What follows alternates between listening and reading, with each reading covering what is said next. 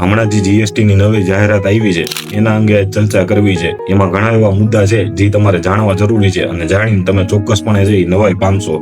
બન્યું છે એવું કે સરકારે એવી જાહેરાત કરી હવે જે જીએસટી માં જે 2 સ્લેબ વાળું છે સ્ટ્રક્ચર રહેશે, આવું છે સરકારના ઓફિશિયલ જે પ્રેસ રિલીઝ છે એમાં પણ લખેલું છે કે 2 રેટ સ્ટ્રક્ચર જ હશે। પણ હકીકતમાં જે સરકાર ભરમાવી રહી છે 2 નહીં પણ 3 રેટ છે, 5%, 18% અને 40%। 40%નો એક નવો ઉમેરો છે અને એમાં અમુક એવા નિર્ણયો લીધા છે જે જાણીને તમે હાવ ચોંકી જશો। પેલું આ જો કોલસો ને લિગ્નાઇટ ને આ બધા પથ્થરો હોય ને એ પેલા 5% સ્લેબમાં આવતા, હવે એને વધારી અને 18% સ્લેબમાં લઈ લીધા છે। એટલે વિચાર કરો આમાં આવક ઘટશે કે વધશે।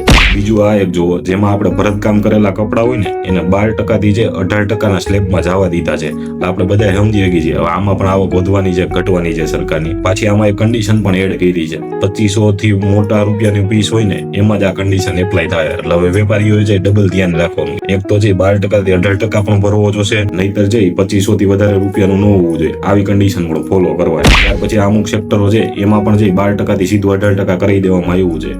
પેલું છે કન્સ્ટ્રક્શન સેક્ટર, એમાં છે તમે ગમે સર્વિસ પૂરી પાડો કે ગમે એ કામ રાખો એમાં પણ જે 12% થી હવે સીધો છે 18% જીએસટી કરી દેવામાં આવ્યો છે। એટલે સ્વાભાવિક છે કંઈકનો વધારે ઉઘરાવાના છે। એવા જ બીજા છે ટ્રાન્સપોર્ટેશનની જે કાંઈ સર્વિસ સેક્ટર છે ઈ અને બીજી બધી સર્વિસીસ છે ઈ સેક્ટર, આખું સર્વિસ સેક્ટર છે એ 12% થી જે 18%માં જવા દીધું છે। એટલે સરકારની હકીકતમાં આવક વધવાની છે અને જનતાના ખીચા છે એ ખાલી થવાના છે। અને સૌથી અંતિમ મોટર ગાડીઓનું જે સેક્ટર છે એ 28%માં અત્યાર સુધી આવતું ઈ હવે છે 40%માં લઈ ગયા છે। એમાં ઘણી એવી મિડલ ક્લાસની ગાડીઓ છે જેને જે પેલા 28% જીએસટી લાગુ પડતો હવે એને 40% જે જીએસટી ભરવો પડશે। આમાંથી સરકારની આવક ઘટી છે કે વધી ઈ હવે તમે બધા નક્કી કરજો। એટલે કેવું છે ખબર છે, પેલા તો જે દેશમાં જીએસટી લાવી અને લૂંટ ચાલુ કરી, હરખા કરીને લૂંટા, પછી અત્યારે એવું કહે છે અમે તમને જે જીએસટી માં રાહત આપશી, પણ હકીકતમાં જે રાહતના નામે જે પાછો જીએસટી છે વધારી દીધો છે। પેલા જે મેક્સિમમ જીએસટી છે 28% હતો ઈ હવે 40% વયો ગયો છે। હકીકતમાં ઘટ્યું નથી વધ્યું છે અને સરકારની આવક પણ છે આમાં વધવાની છે, એટલું લખીને રાખજો।